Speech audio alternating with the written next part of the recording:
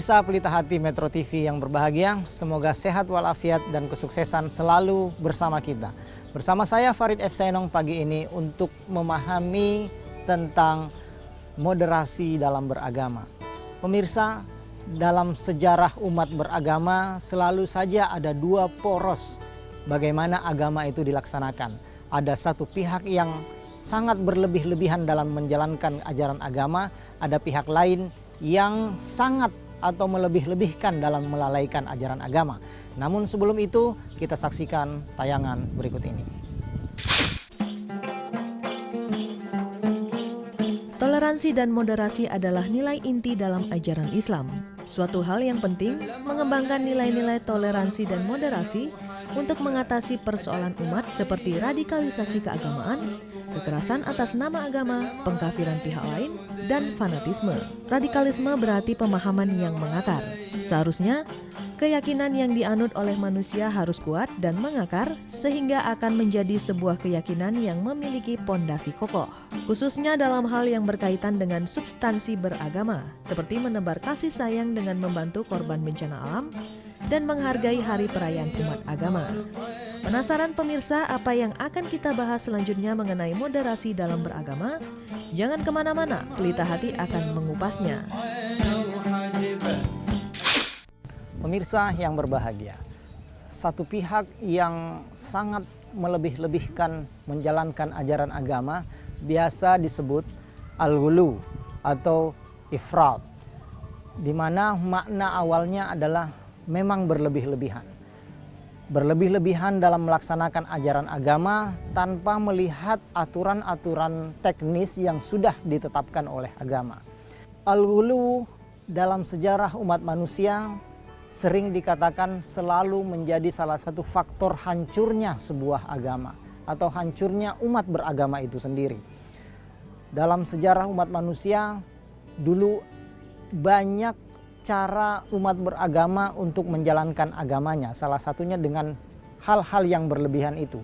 Orang-orang yang seharusnya dianggap sebagai manusia tapi dianggap sebagai sesuatu yang melebihi manusia. Atau banyak dalam sejarah umat beragama di seluruh dunia ada semacam treatment yang sangat berlebihan terhadap sebuah ajaran agama atau seorang tokoh agama, tetapi kemudian tidak memiliki dasar sama sekali dalam ajaran agama mereka. Ini yang disebut dengan al-ghulu. Dalam sebuah teks dikatakan bahkan salah satu hal yang selalu menghancurkan umat-umat beragama di zaman dulu adalah karena al-ghulu, karena sifat atau pelaksanaan yang berlebih-lebihan terhadap ajaran-ajaran agama. Pelaksanaan yang berlebih-lebihan ini bukan berarti bahwa seseorang tidak boleh melakukan banyak hal atau menambah-nambah banyak hal tentang ajaran-ajaran agama mereka. Tetapi sifat berlebih-lebihan itu juga mencakup banyak hal yang bertentangan dengan ajaran agamanya masing-masing. Misalnya sesuatu yang dilarang kemudian dibolehkan, atau sebaliknya sesuatu yang boleh kemudian diharamkan, tidak dibolehkan untuk tujuan pengabdian kepada Tuhan. Dalam beberapa kasus kita bisa lihat misalnya bahwa ada orang yang selalu mengamalkan puasa setiap hari, atau bahkan ada beberapa kasus yang menginginkan menjalankan puasa tanpa berbuka puasa sekalipun, itu yang kemudian disebut dengan berlebih-lebihan, al-ghulu, atau melaksanakan ajaran-ajaran agama yang sudah ditentukan tata caranya tetapi kemudian dirubah sedemikian rupa, ditambah sebanyak-banyaknya dengan niat untuk memberikan pengabdian hamba yang terbaik kepada Tuhan. Nah, ini yang disebut dengan al-ghulu. Banyak karakter ciri yang bisa kita lekatkan kepada mereka. Yang pertama tadi, mengharamkan sesuatu yang sebenarnya halal bagi dirinya untuk tujuan-tujuan beribadah. Ada beberapa orang yang belum mencapai level atau makom keagamaan tertentu sudah berani mengharamkan sesuatu bagi dirinya yang sebenarnya boleh, dan kemudian bukan hanya bagi dirinya tetapi juga untuk orang lain. Ada orang yang dalam rangka menjalankan ajaran agama misalnya mengharamkan nikah bagi dirinya hanya untuk mengatakan atau hanya dengan asumsi bahwa nikah, keluarga akan membuatnya sibuk dan meninggalkan model-model pengabdian kepada Tuhan yang Maha Esa. Ada beberapa orang yang mengatakan bahwa nikah menjadi hal yang bisa membuatnya lupa beribadah kepada Allah atau kepada Tuhan.